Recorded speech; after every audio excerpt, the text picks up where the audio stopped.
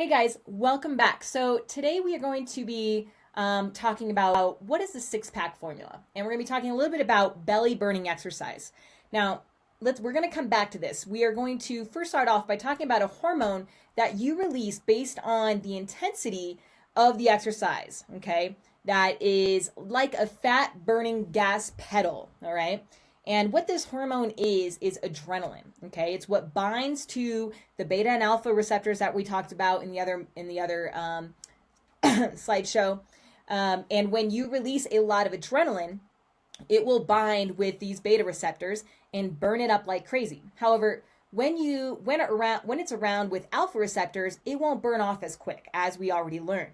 But if you're in a caloric deficit and hormonal balance as far as insulin and cortisol are concerned, so you're taking care of that, meaning that you are in a low carb state and or a very relaxed state, a non-stressed out state, and you get a lot of adrenaline surge, you can lose stubborn fat, okay? But it's going to come off the areas where there are obviously more beta receptors first, okay? And then the alphas. So what I'm telling you that exercise can quickly take off middle belly fat, but you're going to have to do a little bit more with diet and stress management if you want to take out the outer belly fat, the love handles, and the lower body fat area. Okay, but what type of exercise is best? Okay, well, remember we talked about balancing hormones and hunger, energy, and cravings. Foods not the only thing that impacts hunger, energy, and cravings. Sleep and stress are not the only things that impact hunger, energy, and cravings either. Exercise does too, right? Exercise does too. And so if your mom calls you guys up and says, calls you for lunch and says, hey, come on over. I want, come hungry. We're having dinner tonight. What are you going to do? You're going to come hungry. So chances are, like, let's say, it's near Christmas time right now. You are going to exercise throughout the day. You're going to probably go skip some meals. You're probably going to go for a nice long run, right? So that you can come hungry, okay? So you want to be doing exercise that will not make you hungry, okay? This is going to vary to some degree. I guess I want to stay there. But research is pretty clear on which ones do this, okay? So short, intense exercise like sprinting, interval training, things like that, 20 minutes or less, tend to have a short-term hunger suppressing effect, right? Now, if you don't eat in there, you're probably going to be hungry later, of course, but it suppresses hunger in the short term, okay? And slow leisure walking, not power walking, but walking with your dog or walking with a coffee or something like that has no real effect on hunger, energy, and cravings, okay? So you can do the walking all day long, right? Go for it. And that is very stress reducing, all right? So you won't necessarily have this huge impact on hunger. But guess what makes you really hungry? Okay, jogging. An hour and a half, of jogging, or an hour aerobics class, or those kinds of things. Spending an hour on the rower or the bike or something, those things will make you hungry. So if you want to control hormones, if you want to control hunger, energy, and cravings, if you want to control you do not want to be doing a ton of long duration exercise for belly fat, right?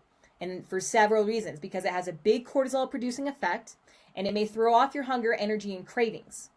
Now, don't ever take this to extremes here, right? Because it's healthy. Cardio is healthy. It can help. It makes us feel good. It's great for cardiovascular health. It just shouldn't be the thing that you do, 5 days a week, 2 hours a day, or, just every day, the only thing. So maybe you want to do it, 2 times a week, maybe 3 times a week, and do some weight training, okay? And some leisure walking. Really do the weight training, the leisure walking, the sprint-based stuff instead to balance things out. And then you might not be so hungry all of the time, okay? And you're going to get that body shape change. And you're going to be a lot more stable. So you may not have cravings as much anymore, and you'll be able to regulate food better, and so that you can actually burn the stubborn fat, okay? Because how hard is it going to be if you're exercising like crazy like this, and that makes you so hungry, your hormones are out of whack, and then every 3 days you break down and eat a whole sheet of cookies and brownies, okay? Like that's what most diets do. That is what the eat less, exercise more approaches, the templates, the challenges, that's what they set you up for, okay? So that's not going to help you with your fat loss, is it? All right, this weight loss and then weight regain. So the type of exercise you want to be doing is exercise that balances hunger, energy, and cravings. We already seen this. This is just to remind you guys, this is how important it is. All right, this is shown. Research has shown that this is what happens. Okay, and this is why they don't show you reunion shows. All right, so we want to be doing exercise that keeps cortisol in check, right? So we don't get this smaller, mushy pear. We're getting this body shape change, all right?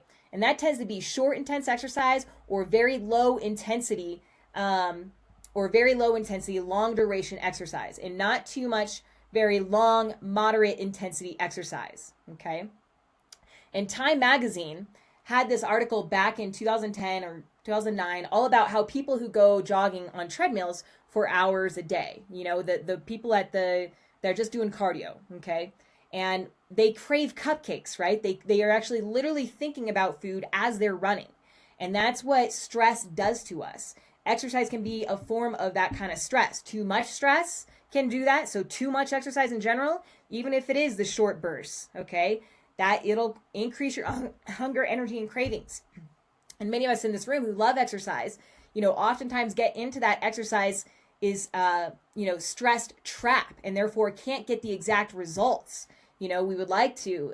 So we're all saying, you know, is don't go to the extreme and not do treadmill running again. I'm just saying that, you know, just balance it out and realize that there's other ways to do this, to train smarter. All right.